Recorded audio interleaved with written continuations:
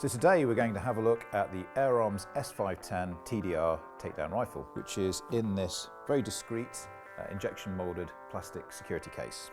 And inside, there you have everything you need for a day's shooting. As you can see, it's compact, everything is in there that you need. Not only is the case robust, so that you can check it in the back of your car, along with the rest of your gear and equipment, and it's not going to get damaged, but it's also discreet, so if you're going shooting and you want to keep that private, this is a great way of transporting your rifle and all your equipment without letting on what you're doing. Now, as you can see, everything is in here in the case. The rifle's in two sections, the front end with the action and the pistol grip, and the rear end with the butt. There's also storage place for pellets, this little bag with the filler adapter and Allen keys, and also the end plug for your barrel if you want to take off your moderator if you're not concerned about sound or you're in a really confined space and you don't want that extra length. Now, the rifle itself, when it's been fully assembled, is 1.06 meters and weighs in about 2.8 kilos, so it's quite a lightweight rifle, but still has that standard rifle dimensions. If you're shooting an Ultimate Sporter, which is the same action, that weighs in about 3.6 kilos, just to give you an idea that this is significantly lighter. Comes together very easily. You take the front end, the back end. As you can see here, there's 3 pins on the butt plate and there's 3 receiving holes on the action. Slot them together. Turn the knurled grip at the back, which pulls the butt assembly into the action, and the rifle is now assembled and ready to go. Now, the rifle won't fire unless the butt plate has been fully fitted into the action. So it's pretty straightforward and simple to do. And what I'm going to do here is there is an accessory rail on the bottom of the rifle. I'm just going to fit this bipod.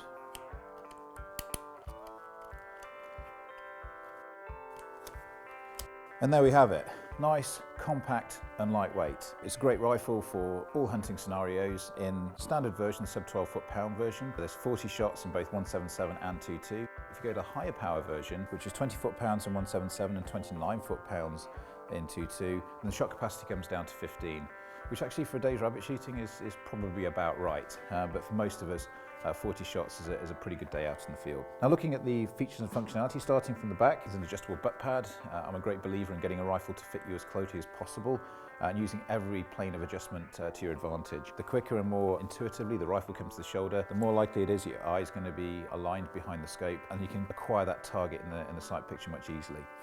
So adjustable butt pad, nice soft touch cheek piece underneath which can store 2 of the 10-shot Air Arms magazines. Each of those magazines is self-indexing, 10-shot magazines, 2 in the stock and then 1 in the rifle itself gives you 30 shots without having to fiddle around and reloading. So as you come into the action itself, as you can see, it's Air Arms S510 side lever action, which is one of my favorites.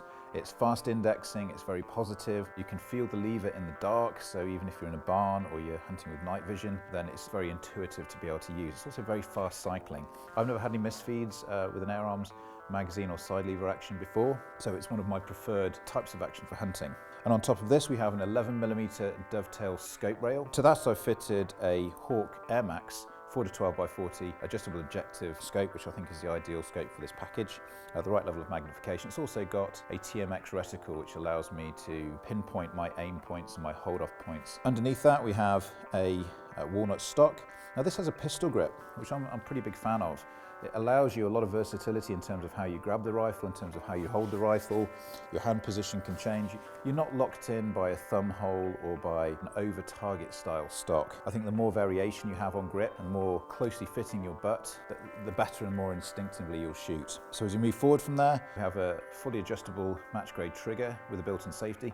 Now, of course, it only blocks a trigger. The only way to be entirely safe is to make sure you never point the rifle at anything you don't want to shoot at, and you keep it pointing in the safe distance at all times. So safety is really down to you, but it's always good to have these barriers put in place to keep us as safe as possible.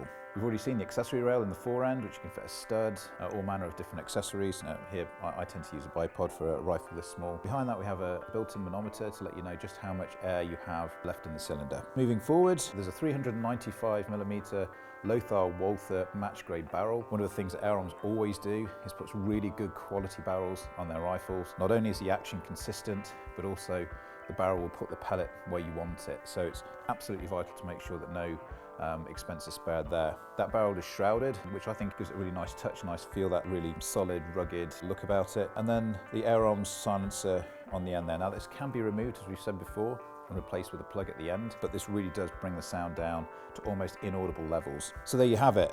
Lightweight, compact, maneuverable, and very well put together. One of the things you get with Air Arms rifles is an incredible level of engineering and quality. The finish on these rifles really is second to none. Added to that, the internal workings and mechanisms you get from over 30 years of making precision air rifles means that the pellets that you fire from this rifle are going to go where you want them consistently.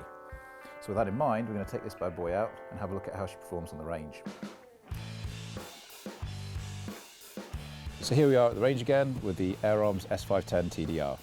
First things first, go over the equipment I'm using. Obviously we've got the Air Arms S510 itself fitted with a Hawke 4-12x40 Air Max scope. We're going to start by putting a few shots through it just to get it settled down, get the action cycling, put a few pellets through the barrel. From then, we're going to use the scan Chrono to measure the velocity and the muzzle energy over the full charge of the rifle to give us a shot string. We've got some HFT practice targets. At the end, we're going to do a 10-shot magazine all the way through and see what group we can secure at 30 yards. I'll be using Air Arms Diablo 2.2 pellets, 16 grains, and of course I've got a pen and paper to note down all the velocities and range data. We need to get the rifle charged up and get the magazines loaded. And the Air Arms S510 TDR runs off 190 bar fill pressure, which is easily topped up through this quick release valve at the end of the cylinder.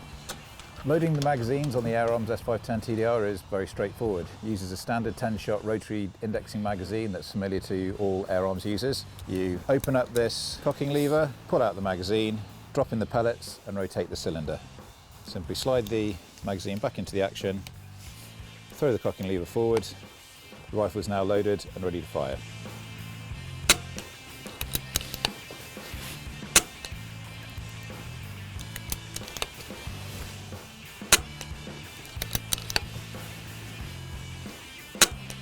So we fired 30-40 shots through the barrel. I'm very happy that it's grouping consistently, so hopefully the action's all settled down now. These rifles shoot pretty well out of the box. I know there's a train of thought that says you need to lead in a barrel, but I've just had at 30 yards down there a group that'll fit inside a 5-pence piece. So I'm very happy that she's shooting consistently. Now I'm going to run her through the chronograph and see what the shot string delivers, you know, what the sweet spot for this particular rifle is. It's a long and laborious task, but here goes.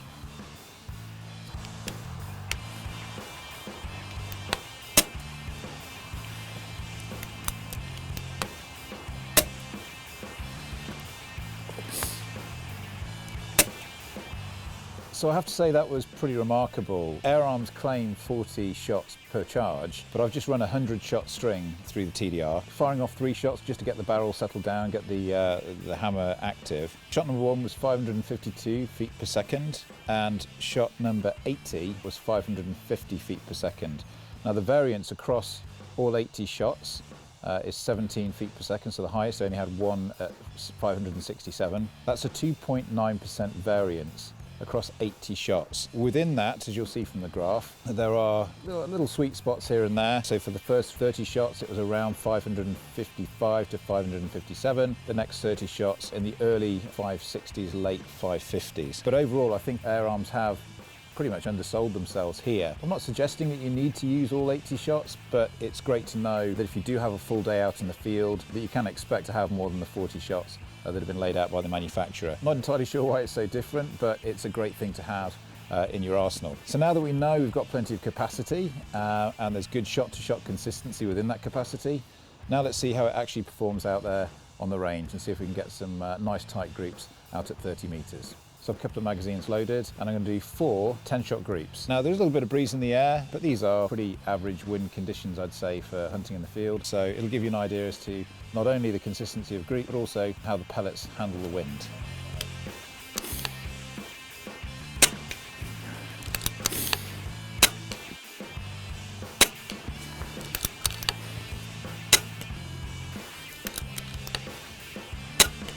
So there we have it, you know, that's some pretty good groups. 4 10-shot groups fired back to back, each at different targets. First 10-shot group here, second, third and fourth. And as I say, it's not particularly windy. There's a little bit of breeze. That would have added to some of this variance. But if you imagine that each of these squares here is 25 millimeters or, you know, close to an inch, none of these groups have gone outside edge to edge an inch across. So that's some pretty consistent shooting there. And of course, that's with me on a bipod with the back end floating in my hand. So if you're on something a little bit more stable, a little bit more consistent, then imagine these are tightened up by another 10 to 15 mil. But that's not how we shoot in the field. We shoot off bipods, we lean on trees, we shoot off sticks. So this thing gives us a fair representation of the accuracy that you get out of this rifle in normal field conditions, in normal wind. I think for such a small, compact, manoeuvrable and lightweight package, this is some pretty insane performance. So well done to Air Arms. So there we have it, the Air Arms S510 TDR Sporter rifle. It's pretty much everything it professes to be. Lightweight, manoeuvrable, accurate, and comes in a discreet hard case. But also, it's not a gimmick. It's not a rifle that you should have in addition to a Sporter rifle. The TDR S510 could be used as your everyday go-to hunting rifle. All of the functions and features you'd expect from an air rifle from Air Arms, the quality of manufacturing, the quality of finish, the innovation, things like the 10-shot rotary magazine, which we're all pretty familiar with, side lever action, easy to handle in the dark and cold weather, a good all-round package that performs well in the field.